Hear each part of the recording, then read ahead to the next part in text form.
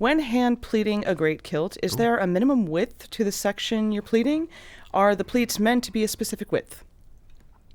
Hand pleating a great kilt, how wide should the pleats be? No, I don't think there's not really a standard. When we did our kilt video right behind me on the floor with Jamesy from Albanock, insert video link here at some point. Jamesy's, the width, the pleats that he put and the number of pleats was a lot skinnier than I thought he was going to do. I agree. Yeah, it was like, I was almost like worried, like, should we do this? Yeah. But hey, the man wears kilts and wears great kilt every freaking day, so. That kilt specifically, that's like his kilt, his stage kilt he's had for like 20 years. Kind of listen to the guy. But I would say the pleated section for Jamesy was only, by the time he got done, like 12 to 14 inches. Just a wee rail of a man, though. But it wasn't even half the width of his body. Yeah. So, and then there's other people who are having a much wider, like they want it, okay, I'm on a 40-inch waist, I want 20 inches of pleats and 20 inches of apron. So it kind of depends on the individual. No, there's no hard rule, you must do this or you must do that. It's personal preference. Yeah. It's a very organic garment. It is something that it ebbs and flows, and it's almost like your whim for the day. So yeah, there's probably a wrong answer of one pleat that's this wide that's super, super, super deep. But aside from that, do what you want. Yeah, well, then basically it's a sarong if you do that.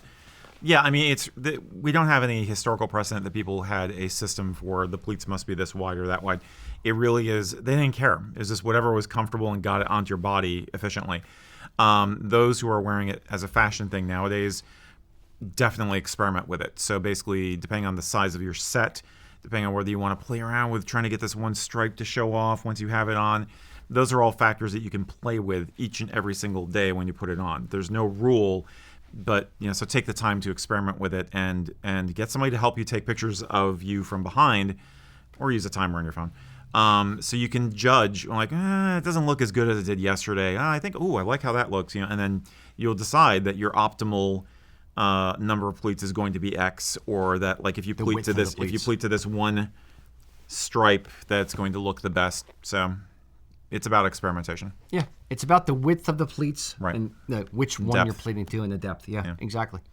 So yeah, I love the try it a few different ways. I mean, it's what it's about. Yeah, it's a garment that you're making the garment every single time you put it on. Yeah. So try it once, get up, stand up, look at yourself in a mirror. Do you like it? No. Great. Do it again. It takes an extra 10 minutes? It's fine. Stand up for your pleats. Suffer for your art, my friends. Mm-hmm. So how wide are the pleats in your great kilt? Let us know in the comments. If you want to see a video with Jamesy from the band Albanock that he did right here on the floor behind me, check out this video over here. And if you're in the market for a brand new great kilt, you can check out our offerings over at usakilts.com.